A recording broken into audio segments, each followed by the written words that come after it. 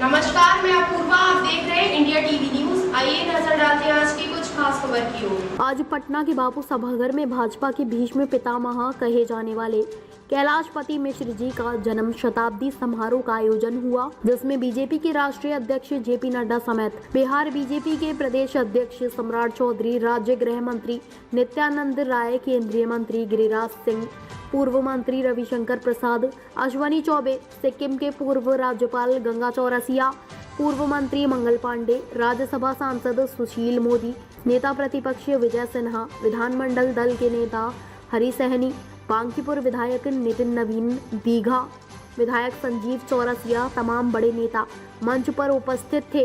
कार्यक्रम की शुरुआत दीप प्रज्वलित कर किया गया। इस अवसर पर सभी को सम्मानित किया गया तथा कैलाशपति मिश्रा के जीवनी पर प्रकाश डाला गया। इंडिया टीवी न्यूज के लिए अनु चतुर्वेदी के साथ विशाल वैभव की विशेष रिपोर्ट।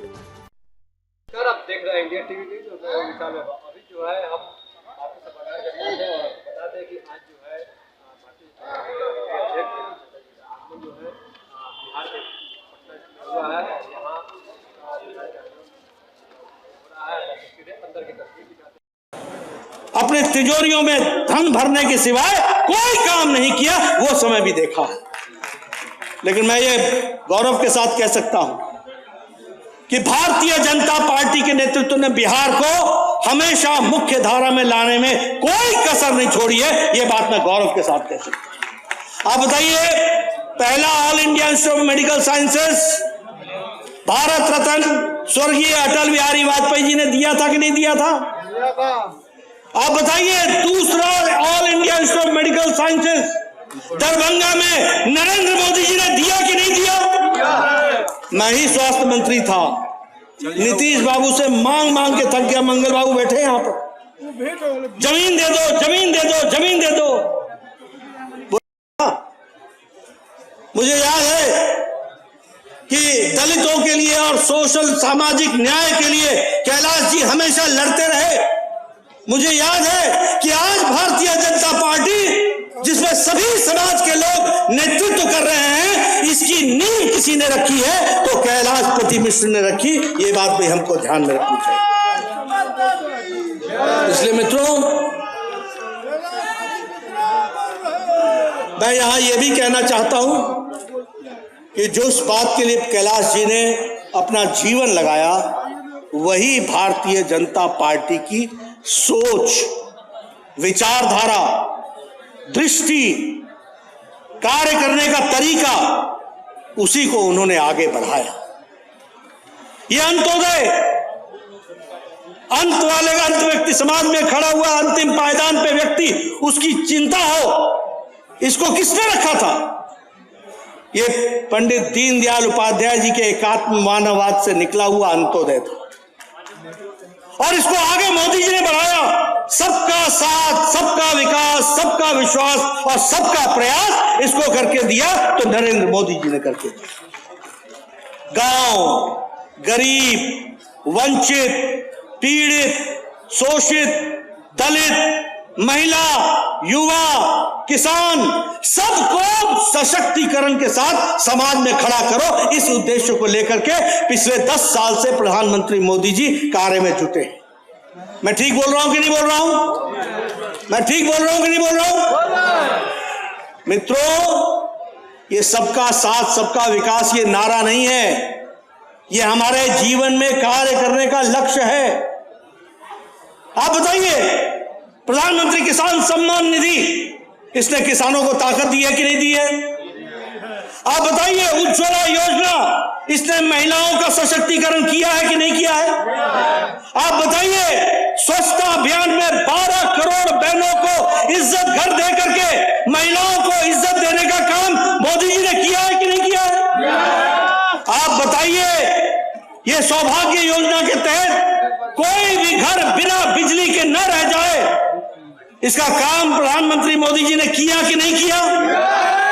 मैं इसलिए आपसे कह रहा हूं, आप बताइए, प्रधानमंत्री गरीब कल्याण अन्न योजना में 80 करोड़ की जनता को 5 किलो गेहूं या 5 किलो चावल, ताकि भारत का कोई भी व्यक्ति भूखा न सोए, इसकी व्यवस्था की कि नहीं की? ये सबका साथ, सबका विकास, सबका विश्वास, सबका प्रयास, उसका जीता जागता ये रास्ता है। इसको हमको समझना चाहिए। और इसीलिए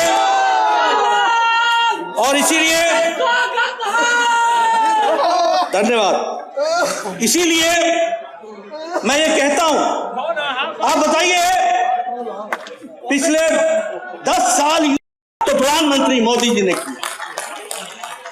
मैं महिलाओं को बधाई देता हूं, मैं नारी शक्ति को वंदन करता हूं। एक बहुत बड़ा कदम उठाया गया और आगे चल करके आपको खुशी होगी कि 2029 में जो पार्लियामेंट बनेगी और जो विधानसभाएं 27 के बाद बनेंगी, उसमें महिलाओं को आरक्षित सीट से चुन के आने का मौका मिलेगा। इस तरीके की परिस्थिति।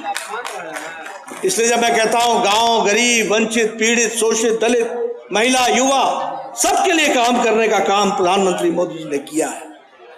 अभी आजकल बहुत ज्यादा चर्चा हो रही है बैकवर्ड ओबीसी।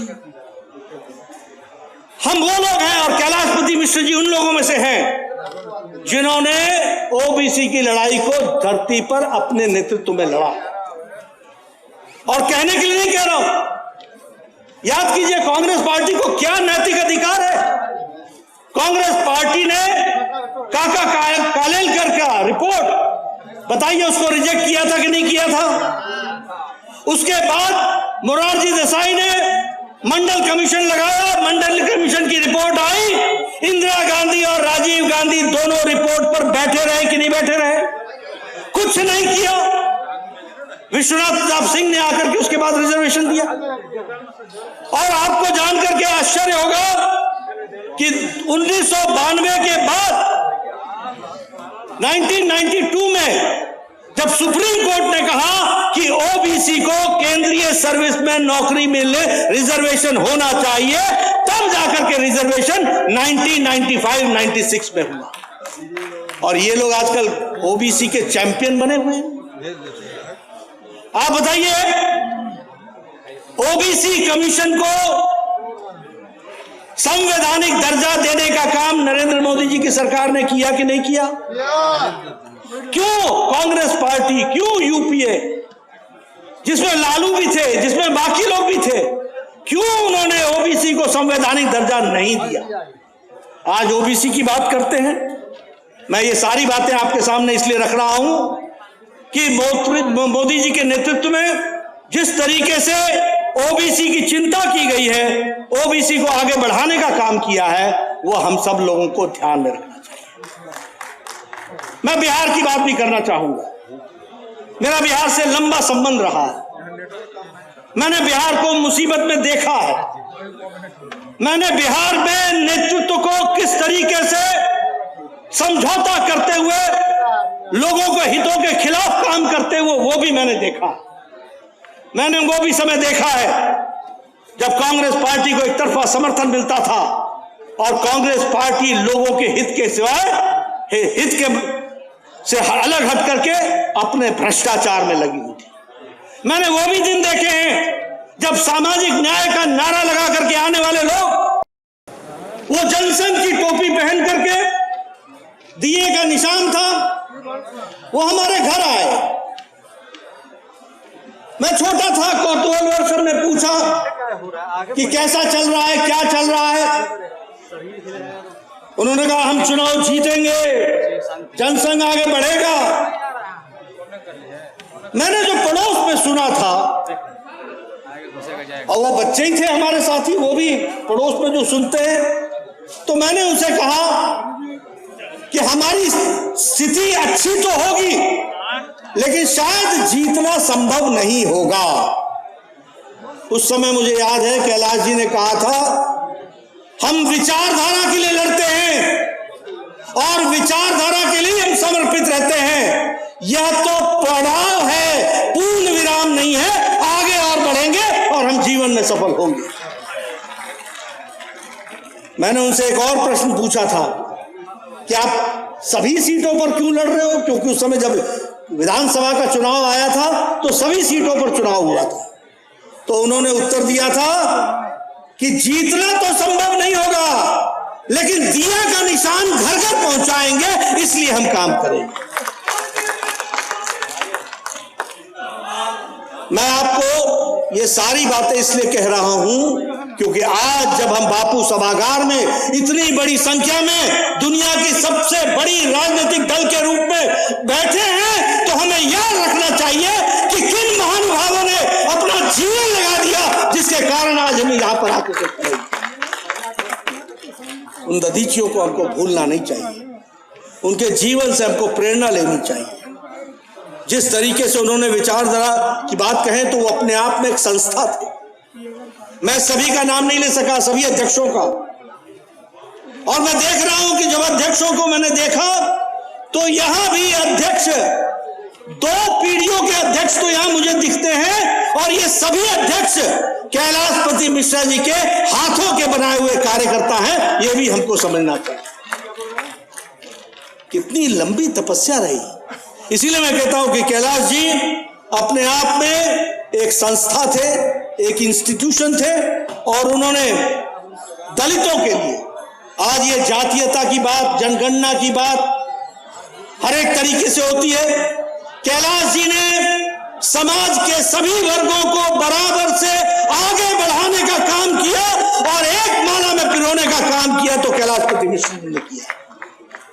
मुझे याद, जैसा कि आपने देखा, कार्यक्रम की शुरुआत जो है दीप प्रज्वलित करके की गई। सबको जो है सम्मानित किया गया। जेपी नड्डा जी के साथ साथ भारतीय जनता पार्टी के प्रदेश अध्यक्ष सम्राट चौधरी, गिरिराज सिंह, नित्यानंद राय केंद्रीय गृह मंत्री, मंगल पांडे, नंदकिशोर यादव, सुशील मोदी, आज जो है सभी जो है भारतीय जनता पार्टी के बिहार के जितने बड़े शीर्ष नेता हैं वो भी जो है मौजूद थे। खचाखच जो है पूरा हॉल जो है भरा हुआ था। आप देख पा रहे हैं, तस्वीर देखें, जहाँ साफ तौर से जो है सम्राट चौधरी ने भी जातीय जनगणना को लेकर उन्होंने भी हमला बोला, और भारतीय जनता पार्टी के जो राष्ट्रीय अध्यक्ष जेपी नड्डा जी, उनका भी कहना था जिस तरह से कैलाशपति मिश्रा जी की जीवनी का चर्चा करते बताया कि संघर्ष के रास्तों के द्वारा आज भारतीय जनता पार्टी शिखर तक पहुँची है और आगे भी संघर्ष जारी रहेगा, और भी जो है हम लोग बिहार के द्वारा देश को नई ऊंचाइयों पर ले जाएंगे। और मोदी जी जो है इसके प्रयासरत रहे। उन्होंने महिलाओं को जो है आरक्षण बिल पर भी सीधा हमला यूपीए सरकार पर। तमाम खबरों के लिए बने रहिए इंडिया टीवी न्यूज़ के साथ। कैमरा पर्सन अनुज चतुर्वेदी के साथ विशाल वैभव। ताज़ा खबरों से जुड़े रहने के लिए हमारे चैनल को सब्सक्राइब करें और बेल आइकन को दबाना ना भूलें, ताकि हर खबर की नोटिफिकेशन आपको मिलती रहे।